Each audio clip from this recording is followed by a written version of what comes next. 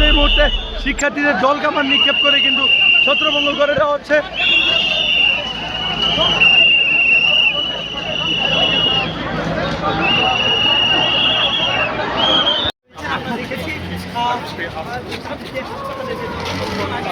ইতিমধ্যে দেখতে পাচ্ছি আরেকজন আইন শৃঙ্খলার বাহিনী কিন্তু তিনিও আহত হয়ে গিয়েছেন। তাকে কিন্তু তার সহকর্মীরা সঙ্গে করে নিয়ে যাচ্ছেন তাকে চিকিৎসা দেওয়ার জন্য।